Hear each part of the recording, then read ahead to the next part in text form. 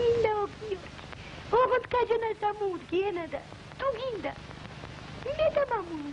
კინოსტუდიის მიერ გამოცხადებული კონკურსის შესახებ ლეილა აბაშიძის ოჯახმა გაზეთის საშუალებით შეიტყო და გოგონა კატოს როლის სასინჯ გადაღებებზე კოსტანტინე პიპინაშვილთან მიიყვანეს. კონკურსში 40 ბავშვი მონაწილეობდა. ჩიტის კაბებში გამოწყობილ რამდენიმე მათგანს სინჯისთვის ამზადებდნენ, როცა ოთახში ლეილა აბაშიძე შეიყვანეს. მან პირველივე ამოცანას ბრწყინვალედ გაართვა თავი.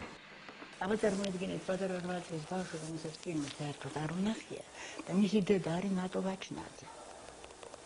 დამატყობებელი სილამაზისა და საოცარი უშუალობის მქონე ქალი, რომელსაც საერთოდ დედას ვერ ეძახდი და დაჩემი ეჭვიანობდა. იმის თვალებში ჩახედო და ზუსტად ვიცოდი რა უნდა გამეკეთებინა. ისეთი ზემოქმედების ძალა ჰქონდა. სპარტაკ ვაღაშვილი იყო ჩემი მასწავლებელი, წარმოგიდგენიათ, მამა ალაზნის პირელი. ჯადოქარი ვერიკო ანჯაფაძე და მე როგორც ბავშვი აღვქვამდა ყველას როგორც ნამდვილ პერსონაჟს. კატოს ნაზიბროლა მოხვა. შემდეგ თეატრალური ინსტიტუტი დაამთავრა და რუსთაველის თეატრში გაანაწილეს. კლასიკური რეპერტუარი უნდა ეთამაშა, მაგრამ მოულოდნელად კვლავ კინოსტუდიიდან მიიღო მიწვევა ჭრიჭინას როლზე. მსახიობმა სტუნებას ვერ გაუძლო და თეატრს კინო ამჯობინა. ჭრიჭინამ ტრიუმფალური წარმატება მოუტანა მას, თუმცა მისი შემოქმედების გვირგვინი მაინც მაია წნეთელია. იმდენად მეცადე მირახლოვებული ჩემი გმირს, რომ ფილმი რომ დაამთავრდა, მე ქალს აღარ გავდი საერთოდ. დამიკოჟრდა ხელები, გამიმაგრდა მუსკულატურა. იარაღს ვატარებდი, ჯერ 12 კილო იარაღი მქონდა ასხმული, ცხენზე ჯდომა, ფარიკაობა, კაცებთან ურთიერთობა, ეს მანერები გამომიმუშავდა ისეთი, რომ ყველაფერი ვიყავი ქალის გარდა. მაია წნეთელის გარდასახვით მან მართლაც სერიოზული განაცხადი გააკეთა ქართულ კინოში და კიდევ ერთხელ მიიპყრო დიდი რეჟისორების ყურადღება. მაშინ არ იყო პრემირებული კონკურსები იმ წლებში. თორემ მე მჯერა რომ მრავალ დიდ ფორუმზე მიიღებდა დიდი ჯილდოს. გმირის პროფესიას შეისწავლიდა და მერე იწყებდა როლზე მუშაობას. მაია წნეთელის დროს ცურვასა და ფარიკაობას დაეუფლა. უდიდესი ამოვნება გრიგა საჯინიბოში მისლა. ეს თივის სუნი, ცხენი, რომელიცაც ყველაზე მიმქონდა შაქარი. ჩემი ცხენი მყავდა არაბია. მივიჩვია ეს ცხენი.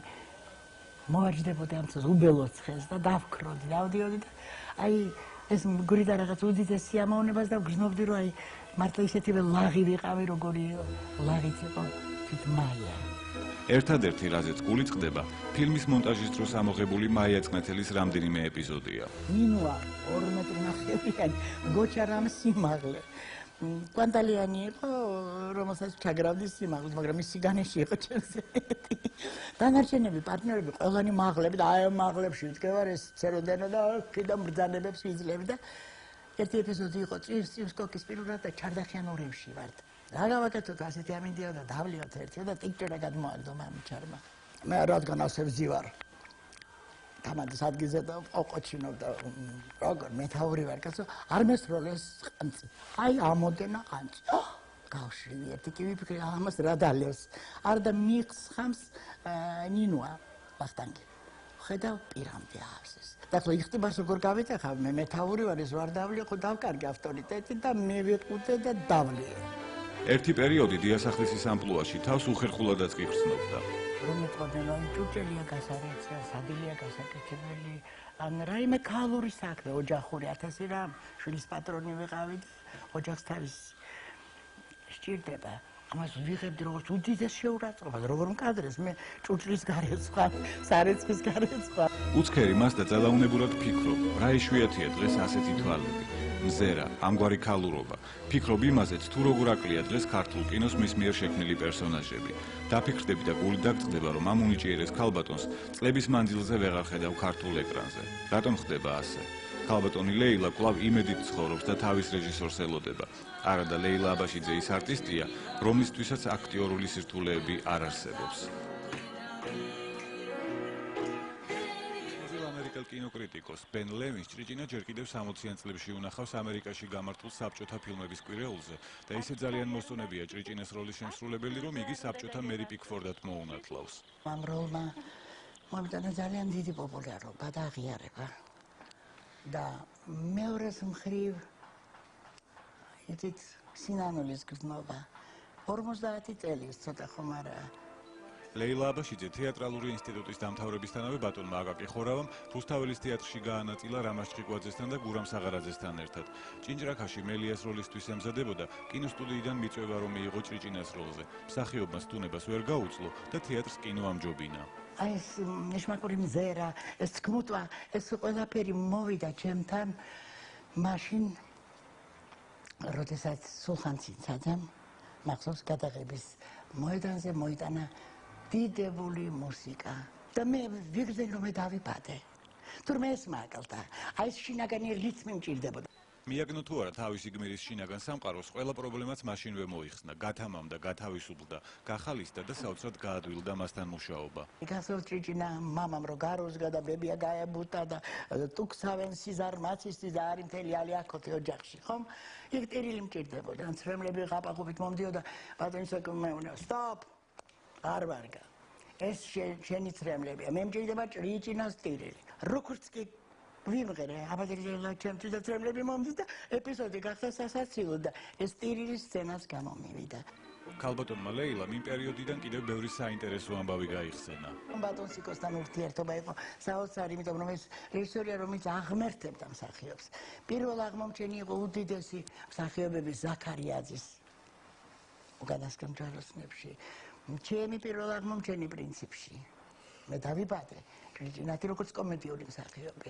საოცრად ენერგიულ, ცელკ, მოუსვენარ გოგონას გადასაღებ მოედანზე ხშირად თავისი მდიდარი ფანტაზიაც ეხმარებოდა როლის საინტერესო წარმოჩენაში. აი კიბერზე ჩემოსული ცურება რო არის, ამას ვაკეთებდი. ძალიან აქტიური ვარ გადაღების დროს. ეს ყველა რეჟისორმა იცის, ვისთანაც მიმუშავია. მოვდივარ ხოლმე ეპიზოდები დატვირთული. რეჟისორი ხელს არაფერში უშლიდა, არ ზღუდავდა, მაქსიმალურ თავისუფლებას აძლევდა.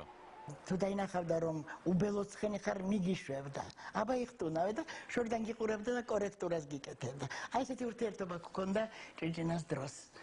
ქალბატონმა ლეილამ სიკოდოლიძის მეორე ფილმშიც ითამაშა. ჭრიჭინასგან რადიკალურად განსხვავებულმა როლმა კინოსურათში შეხვედრა წარსულთან მსახიობს იმაზე მეტი წარმატება მოუტანა, ვიდრე ის წარმოიდგენდა. აბა რომელ ქართველ მსახიობ ქალს უწოდეს ამერიკელებმა საბჭოთა მერი პიკფორდი, ვისმა არაორდინალურმა გარეგნობამ და უძირო თვალებმა დააბრუნა გრეგორი პეკი წარსულში და გაახსენა მას ავა გარდნერი, ვის წამოუდგა ფეხზე ტოკიოს საერთაშორისო კინოფესტივალზე 5000 ადამიანი, ვისი სახითაა წარმოდგენილი მაია წყნათელის ძეგლი, ვისთვის იწერებოდა 50-იან 60-იან წლებში კინოსცენარები და ვინ შექმნა ეპოქა ქართულ კინოში. ლეილა აბაშიძე ერთ-ერთი უნიჭიერესი მსახიობია კინოში და მაგას უფრო მეტი კიდე უნდა გაეკეთებია. მართალია ბევრ ფილმებში თამაშობდა, ბავშვობიდან უკვე თამაშობდა ქაჯანაში, ელენკა იგოგოგანაც ხერა და მე აქვია შეხვედრა წარსულთან, მაია წყნეთელში არაჩვეულებრივი და ეს ისეთი განძი იყო ჩვენი კინოსთვის, რომ მაგას უფრო მეტი და მეტი უნდა გაეკეთებინა. ქართველი მერი პიკფორდის გარდა მისივე თაობის არტისტებიდან ვერავინ გაბედავდა სერგო ზაქარიაძის პარტნიორობას ფილმში შეხვედრა წარსულთან. მე ჩავედი გადაღებაზე მახრაძეში ვიღებდით ფილმს. მაღალ ქუსლებზე რა თქმა უნდა უკვე აღიარებული პოპულარული ლეილა აბაშიძე ყველა მიყურებდა, მცნობდნენ, ავტოგრაფებს მართვდნენ და ეს იმიჯი გამომყვა. ცხოვრებისეული ჩემი პოპულარობა უკვე ხელს მიშლიდა ამ როლზე მუშაობის დროს. ბატონმა სერგომ შენიშნა, ხო იცით როგორი მსახიობი იყო და რა საოცარი ინტუიცია ჰქონდა და რა მოდერნა გამოცდილება და ვზივართ რეპეტიციაზე რაღაც სცენა, ბატონი სერგო, ბატონი სიკო და მეუბნება, არაფერი არ გამოგივა. ბატონ არ გამომივა, ბატონო სერგო, მეთქი მოგრძალებულად კი უთხარი. მასე არაფერი არ გამოგივა. ჩამოდი მაქოსლებიდან დავალ. ფეხში შვა და მიარეო. მაშინვე გაიხადა ფეხსაცმელი, მოიხსნა მაკიაჟი, ჩაიცვა ძველი ჩითის კაბა, აიღო ცოტა სანოვაგე, გაიდო მხარზე თოხი და გამთენიისას ფეხში შველი გაუდგა გზას ყანაში სამუშაოდ. ამ დროს ჩამოიარა ავტობუსმა. მოდიოდნენ ჩაისუბნიდან. გადმოიტანეს პურვარილი, გოჭი, ქათმები, დადგა სურნელება, ხაჭაპურები, ახლოს გაშალეს სუფრა და მე ვზივარ საწოდავ დახეული ჩითის კაბით. ფეხში შველა, ვერავინ ვერ მიცნო. აბსოლუტური დამოდენა დელეგაცია იყო და მე იმ დროს ვიყავი ძალიან პოპულარული. ჩემი არცნობა არ შეიძლებოდა და ამან ჩამისახლა იმედი იმისა, რომ მე უკვე ლეილა აღარა ვარ. მე ვარ ნინო. იმ დღიდან ისე შეიცვალა, რომ სერგო ზაქარიაძეც კი ვეღარ ცნობდა. საოცრად გარდაისახა, რეპეტიცია აღარ ჭირდებოდა, ყველა ეპიზოდს პირველივე დუბლზე წერდა. უდიდეს პარტნიორებთან ურთიერთობამ უფრო აზარტული გახადა. ნინოს როლისთვის ქალბატონ ლეილას საკავშირო კინოფესტივალზე პეტერბურგში პრიზი გადასცეს. ქალის როლის საუკეთესო შესრულებისთვის მსახიობმა მეორე მნიშვნელოვანი პრიზი, პრომეთეოსი ამიერკავკასიის კინოფესტივალზეც მიიღო. Წერია за ტრაგიზმ и დრამატიზმ. Жирным шрифтом და ისე ვინახავს საწუთად, იმიტომ რომ მე ვთვლი რომ მე მაინც დრამატიული მსახიობი ვარ. ტრაგიკომედიური როლები კინოს რომ არ შეეშალა ხელი, მას თავის დროზე რუსთაველის თეატრში უნდა ეთამაშა. ლეილა აბაშიძე ერთდროულად რამდენიმე სცენარზე მუშაობს და დიდი იმედი აქვს, რომ კინოსტუდიის თაროებზე დიდი ხნის წინ შემოდებულ დამტვერელ სცენარებთან ერთად მის ნამუშევრებსაც გამოუჩნდება პატრონი და მისი ბიოგრაფიიდან უკვალოდ გამქრალი 25 წლის შემდეგ შეძლებს ისეთი როლების თამაშს, მას რომ ეკადრება.